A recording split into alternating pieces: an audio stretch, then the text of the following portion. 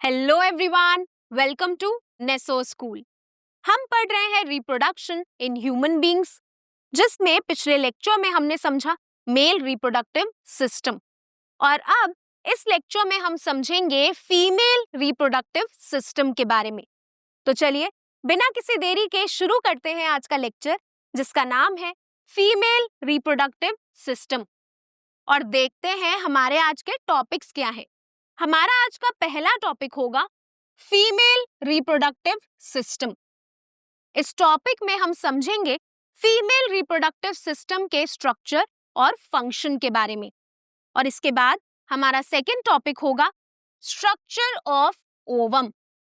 इस टॉपिक में हम समझेंगे ओवम यानी कि फीमेल गैमीट के स्ट्रक्चर के बारे में, और ये दोनों ही टॉपिक आपकी बुक में यहाँ पर और इसके नेक्स्ट पेज पे यहाँ तक दिए हुए हैं।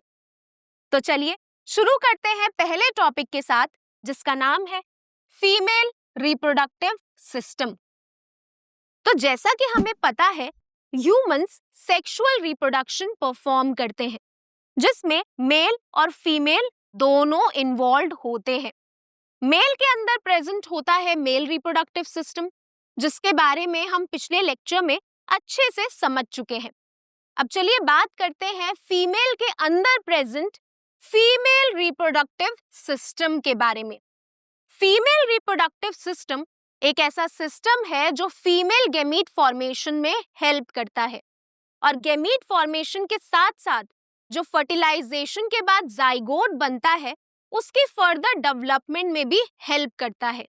यानी कि female reproductive system gamete formation करता है, गैमीट प्रोडक्शन करता है, और फर्टिलाइजेशन के बाद जो जाइगोट बनता है वो भी फीमेल रिप्रोडक्टिव सिस्टम के अंदर ही फर्दर डेवलप करता है।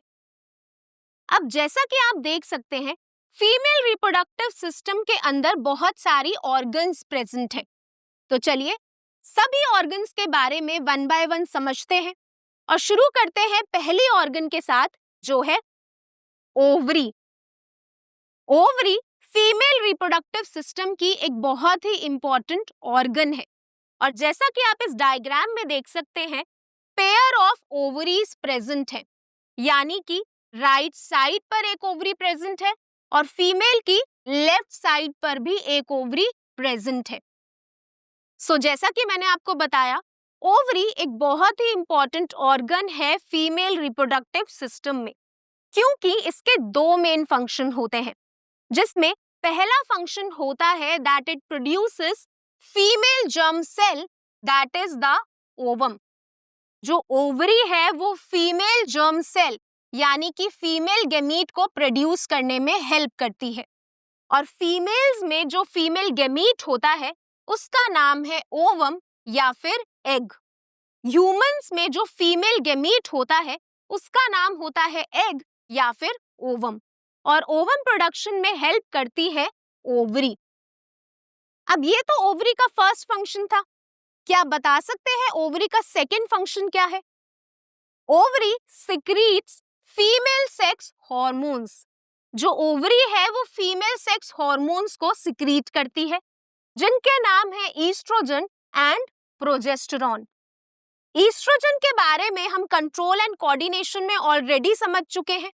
ईस्ट्रोजन एक फीमेल सेक्स हार्मोन है, और ये एक ऐसा हार्मोन है जो फीमेल्स के अंदर ओवम प्रोडक्शन को रेगुलेट करता है, कंट्रोल करता है। यानी कि ओवम प्रोडक्शन कब होगा, कैसे होगा, इन सारे ही प्रोसेसेस को कंट्रोल करता है ईस्ट्रोजन हार्मोन। और साथ ही फीमेल के अंदर जो रिप्रोडक्टिव चेंजेस आते हैं, जो प्यूबर्टल चेंजेस आते हैं, उनको भी कंट्रोल करता है ईस्ट्रोजन हार्मोन। अब ईस्ट्रोजन के बारे में तो हम समझ चुके हैं। प्रोजेस्टेरॉन का क्या फंक्शन होता है? प्रोजेस्टेरॉन भी एक फीमेल सेक्स हार्मोन है, और ये भी एक बहुत ही इंपॉर्टेंट हार्मोन है, क्योंकि ये यूट्रस की इनर मोस्ट लाइनिंग को मेंटेन रखने में हेल्प करता है। अब यूट्रस की लाइनिंग क्या होती है और उसका फंक्शन क्या होता है वो हम थोड़ी देर में समझेंगे, बट अभी के लिए हमें इतना याद रखना है कि ओवरी फीमेल सेक्स हार्मोन्स को सिक्रीट करती है, और फीमेल में दो सेक्स हार्मोन्स होते हैं, ईस्ट्रोजन एंड प्रोजेस्टेरॉन। और ये हॉर्मोन्स ओवम प्रोडक्शन को रेगुलेट करते हैं, कंट्रोल करते हैं, प्यूबर्टल चेंजेस को डेवलप करने में हेल्प करते हैं और साथ ही प्रोजेस्टेरॉन यूट्रस की लाइनिंग को मेंटेन रखने में भी हेल्प करता है। अब हम ओवरी के स्ट्रक्चर और फंक्शन को अच्छे से समझ चुके हैं। अब चलिए ओवम प्रोडक्शन को थोड़ा और डिटेल में डिस्कस करते हैं। अगर मैं आपसे पूछूं कि फीमेल्स में ओवम प्रोडक्शन कब स्टार्ट होता है, क्या प्यूबर्टी के दौरान स्टार्ट होता है ओवम प्रोडक्शन? नहीं, फीमेल्स में ओवम प्रोडक्शन प्यूबर्टी के दौरान स्टार्ट नहीं होता। इनफैक्ट प्यूबर्टी से बहुत पहले ही स्टार्ट हो जाता है फीमेल्स के अंदर ओवम प्रोडक्शन। इनफैक्ट जब फीमेल खुद पैदा भी नहीं हुई होती, तभी से उसकी ओवरी में ओवम प्रोड्यूस होना शुरू हो जाता है। जब फीमेल अपनी मदर की बॉडी में डेवलप हो रही होती है, यानी कि जब फीमेल खुद डेवलपिंग स्टेज पे होती है अपनी मदर की बॉडी के अंदर, तभी से उसकी ओवरी के अंदर एग प्रोडक्शन स्टार्ट हो जाती है। और जब वो फीमेल पैदा होती है तो उस वक्त उसकी ओवरी में हजारों एग्स प्रेजेंट होते हैं। तो अभी तक मैंने आपको बताया फीमेल्स में ओवम प्रोडक्शन प्यूबर्टी में स्टार्ट नहीं होती। जब फीमेल खुद पैदा भी नहीं हुई होती, अपनी डेवलपिंग स्टेज पे होती है, तभी से उसकी ओवरी के अंदर एग प्रोडक्शन स्टार्ट हो जाती है। और जब वो फीमेल पैदा होती है तो उस वक्त उसकी ओवरी में 1000 एग्स प्रेजेंट होते हैं, बट वो सारे एग्स इमेच्योर होते हैं, यानी कि फुल्ली डेवलप्ड नहीं होते। तो ये एग्स डेवलप कब होते हैं? जो ये इमेच्योर एग्स हैं ये डेवलप होते हैं प्यूबर्टी पे, यानी कि जब फीमेल अपनी प्यूबर्टल एज में एंटर करती है, यानी कि जब फीमेल 10-11 साल की हो जाती है, तो उस वक्त उसकी ओवरी हर महीने एक एग को मैच्योर करती है और रिलीज कर देती है। सो अभी तक मैंने आपको समझाया कि जब फीमेल पैदा होती है तो उस वक्त उसकी ओवरी में हजारों एग्स प्रेजेंट होते हैं, बट वो एग्स फुल्ली डेवलप नहीं होते, इमेच्योर होते हैं। जब वो फीमेल अपनी प्यूबर्टल एज में एंटर करती है तो हर महीने कोई एक ओवरी उन हजारों में से किसी एक एग को मैच्योर करती है, यानी कि फुल्ली डेवलप करती है और रिलीज कर देती है। So at birth the ovaries contain thousands of immature eggs and at puberty one egg matures and is released each month. जब फीमेल का बर्थ होता है, जन्म होता है, तो उस वक्त ओवरीज में हजारों इमेच्योर एग्स प्रेजेंट होते हैं और जब वो फीमेल अपनी प्यूबर्टल एज में एंटर करती है तो हर महीने जो ओवरी है एक एग को मैच्योर करती है और रिलीज कर देती है। सो आई होप अब आपको ओवम प्रोडक्शन कब स्टार्ट होता है क्लियर हो गया होगा। तो अभी तक हमने बात करी फीमेल रिप्रोडक्टिव सिस्टम की पहली ऑर्गन के बारे में, जो है ओवरी। ओवरी के दो फंक्शंस होते हैं। पहला फंक्शन होता है ओवम प्रोडक्शन का, दूसरा फंक्शन होता है ओवरी सिक्रीट करती है फीमेल सेक्स हार्मोन्स, जो है ईस्ट्रोजन एंड प्रोजेस्टेरॉन। अब चलिए आगे बढ़ते हैं और समझते हैं फीमेल रिप्रोडक्टिव सिस्टम के सेकंड स्ट्रक्चर के बारे में, जो है ओविडक्ट। ओविडक्ट, अगर हम इस वर्ड को ध्यान से समझेंगे तो हमें समझ आ जाएगा कि ये जो स्ट्रक्चर है एक डक्ट है, यानी कि एक ट्यूब लाइक स्ट्रक्चर है जिसमें ओवी यानी कि ओवम रिलीज होगा। तो जैसा कि मैंने अभी आपको बताया, हर महीने जो ओवरी है कोई एक एग को मैच्योर करके रिलीज करेगी। तो वो रिलीज कहां पर करेगी? तो जैसे ही फीमेल अपनी प्यूबर्टल एज में एंटर करती है तो कोई एक ओवरी ओवम को डेवलप करके यानी कि मैच्योर करके रिलीज कर देगी ओविडक्ट में। ओविडक्ट को फैलोपियन ट्यूब भी बोलते हैं। ओविडक्ट ओवरी और यूट्रस के बीच का कनेक्शन होता है और जैसा कि आप देख सकते हैं ओवरी से एक ट्यूब कनेक्टेड है जो आगे जाकर यूनाइट कर रही है यूट्रस से। So oviduct is the connection between the ovary and the uterus. So जैसे ही ओवरी ओवम को रिलीज करती है ओविडक्ट उस ओवम को कैरी करके आगे पहुंचा देता है यूट्रस तक। जो ओवम होता है वो नॉन मोटाइल होता है, यानी कि ओवम खुद से मूव नहीं कर सकता। हमने पिछले लेक्चर में समझा था कि स्पर्म्स मोटाइल होते हैं, यानी कि खुद मूव कर सकते हैं, लेकिन ओवम खुद मूव नहीं कर सकता, वो नॉन मोटाइल होता है। इसीलिए ओवम को यूट्रस तक पहुंचाने के लिए हेल्प करता है ओविडक्ट।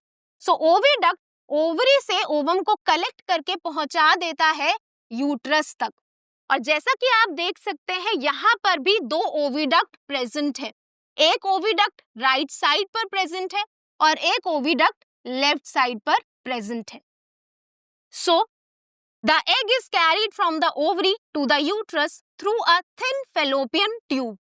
जो एग है वो ओवरी से यूट्रस तक कैरी करके पहुंचाती है एक पतली सी ट्यूब, जिसको बोलते हैं फेलोपियन ट्यूब। अब फेलोपियन ट्यूब के बाद जो ओवम है वो पहुंच जाता है एक इलास्टिक बैग लाइक स्ट्रक्चर में, जिसको बोलते हैं यूट्रस। यूट्रस को हम मदर्स वूम भी बोलते हैं, क्योंकि यूट्रस वो ऑर्गन है जहां पर ह्यूमन बेबी की डेवलपमेंट होगी। चलिए सबसे पहले बात करते हैं यूट्रस के स्ट्रक्चर की। अगर आप यूट्रस को ध्यान से देखेंगे तो ये एक पियर शेप्ड ऑर्गन है। यूट्रस एक बहुत ही इंपॉर्टेंट ऑर्गन है और जैसा कि मैंने आपको बताया, यहाँ पर ह्यूमन बेबी की डेवलपमेंट होगी। जैसा कि हमें पता है, सेक्सुअल रिप्रोडक्शन के बाद यानी कि फर्टिलाइजेशन के बाद बनता है जाइगोट, और जाइगोट फर्दर डेवलप करेगा एक ह्यूमन बेबी में यानी कि फीटस में। तो जैसे ही फर्टिलाइजेशन कंप्लीट होती है यानी कि ओवम स्पर्म के साथ फ्यूज होता है तो बनता है जाइगोट। अब जाइगोट धीरे धीरे डेवलप करता है फीटस में। डेवलपिंग ह्यूमन बेबी को हम फीटस बोलते हैं। तो फीटस डेवलप होता है मदर्स वूम में यानी कि यूट्रस में। अब अगर हम जाइगोट और ह्यूमन बेबी यानी कि फीटस के साइज को कंपेयर करें तो जाइगोट एक सिंगल सेल स्ट्रक्चर है, यानी कि एक ही सेल से बना है, तो जाइगोट का साइज बहुत ही छोटा होगा। लेकिन जो ह्यूमन बेबी है, जो फीटस है, उसका साइज बहुत बड़ा होगा क्योंकि वो मल्टीपल सेल्स से बना है। तो एक फीटस को, एक ह्यूमन बेबी को अकोमोडेट करने के लिए जो यूट्रस है वो एक्सपैंड होने की कैपेबिलिटी रखता है। नॉर्मली यूट्रस का साइज बहुत छोटा होता है, लेकिन जब यूट्रस के अंदर फीटस डेवलप करता है तो ये एक्सपैंड करता रहता है according to the size of the developing human baby.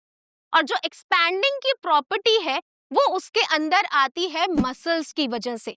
Uterus muscles से बना होता है और मसल्स एक्सपैंड करते रहते हैं, जिसकी वजह से जो ह्यूमन बेबी है वो इजीली यूट्रस के अंदर अकोमोडेट हो जाता है। अब जैसा कि आप देख सकते हैं, जो यूट्रस है उसकी इनर लाइनिंग रेड कलर से मार्क्ड है। बट यूट्रस की इनर लाइनिंग रेड कलर से क्यों मार्क्ड है? यूट्रस की इनर मोस्ट लाइनिंग को हम बोलते हैं एंडोमेट्रियम। एंडोमेट्रियम क्या होता है? एंडोमेट्रियम यूट्रस की सबसे इनर मोस्ट लाइनिंग को बोलते हैं और एंडोमेट्रियम बनी होती है ब्लड वेसल्स से, यानी कि उन स्ट्रक्चर से जिनके अंदर ब्लड फ्लो करता है। तो अभी तक मैंने आपको समझाया, यूट्रस एक इलास्टिक बैग लाइक ऑर्गन है। इलास्टिक बैग का मतलब होता है कि इसमें एक्सपैंड करने की कैपेबिलिटी होती है और एक्सपेंशन बहुत नेसेसरी है क्योंकि यूट्रस के अंदर फीटस डेवलप करता है। अब यूट्रस की जो इनर मोस्ट लाइनिंग होती है उसको हम बोलते हैं एंडोमेट्रियम। एंडोमेट्रियम बनी होती है ब्लड वेसल से, इसीलिए इसका कलर रेड होता है।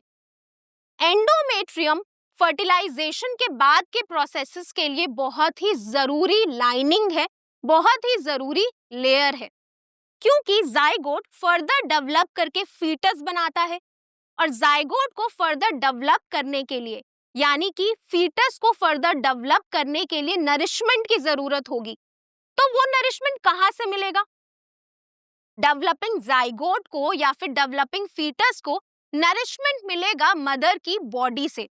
अब मदर्स बॉडी और फीटस के बीच में एक डायरेक्ट लिंक होता है जो बनाती है एंडोमेट्रियम, और एंडोमेट्रियम के अंदर प्रेजेंट ब्लड वेसल्स।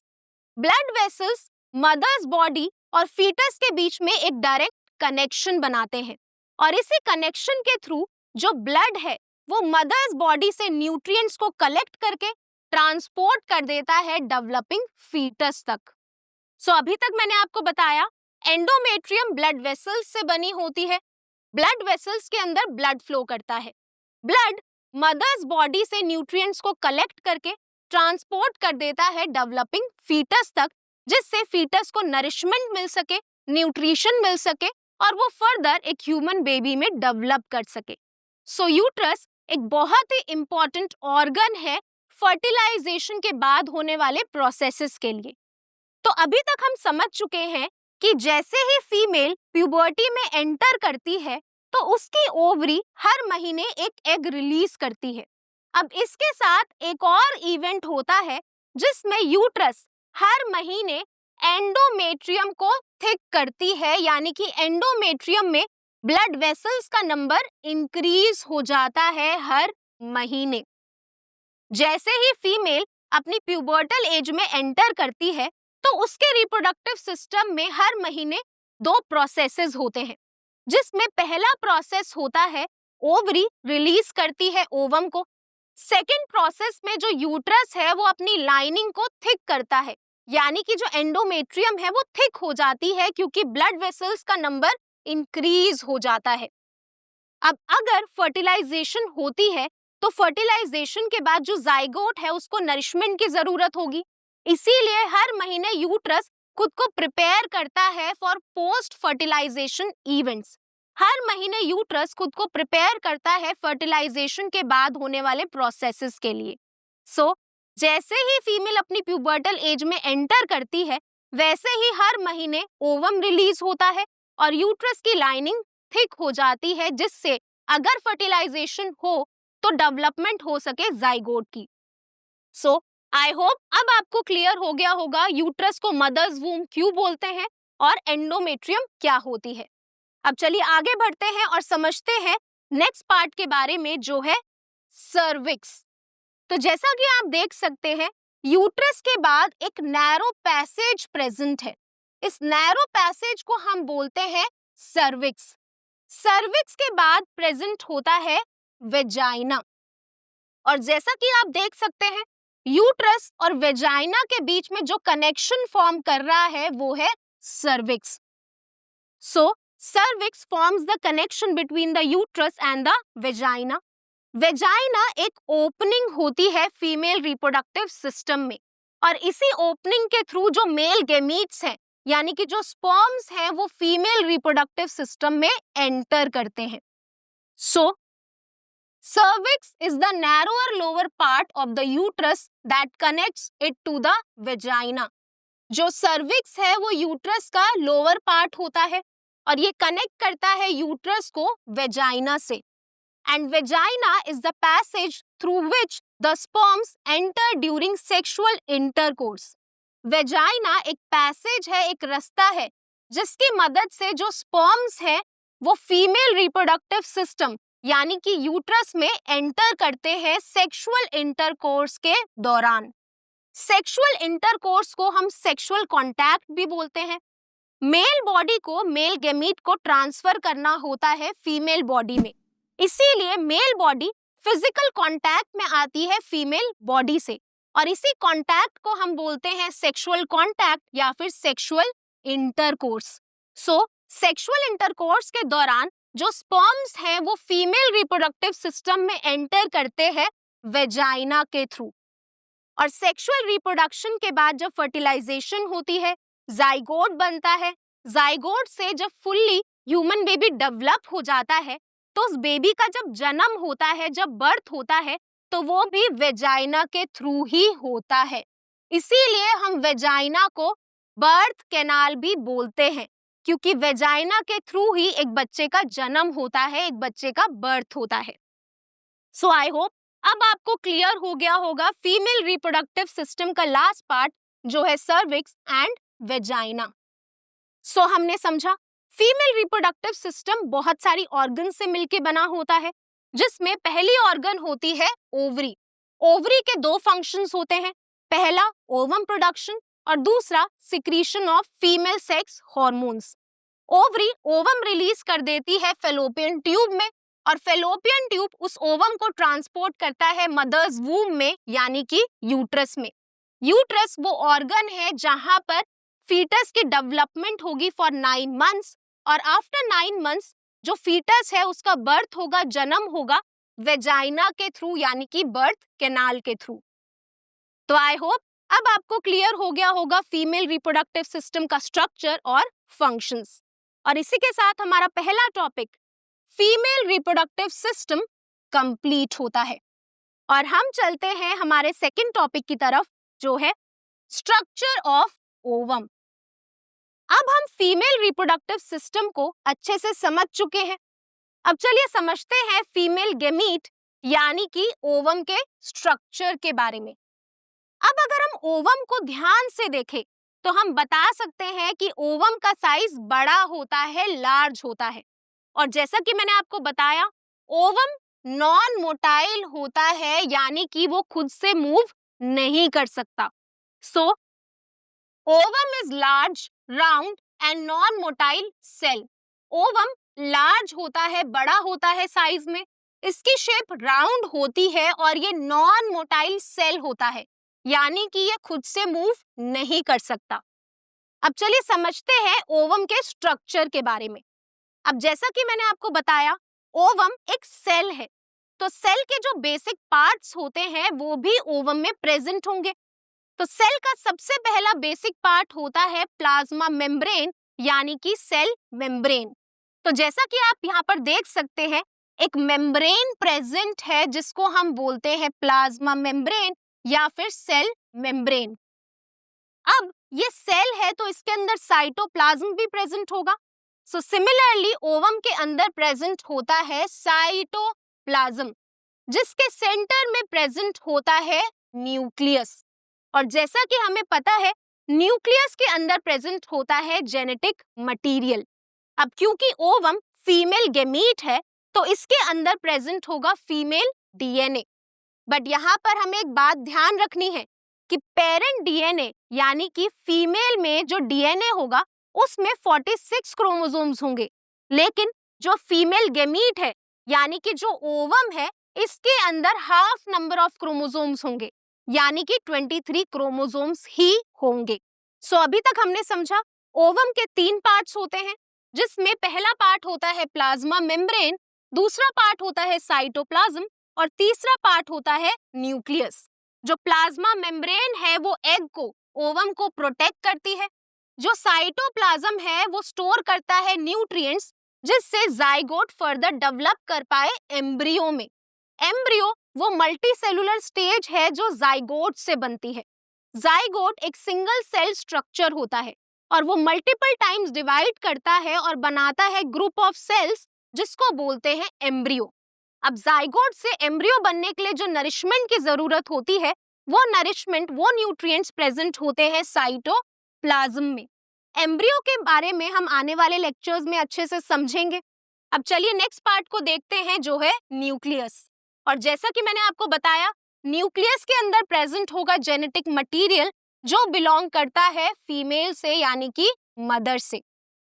अब जैसा कि आप देख सकते हैं यहाँ पर प्लाज्मा मेम्ब्रेन, न्यूक्लियस और साइटोप्लाज्म के अलावा भी और भी स्ट्रक्चर्स प्रेजेंट है।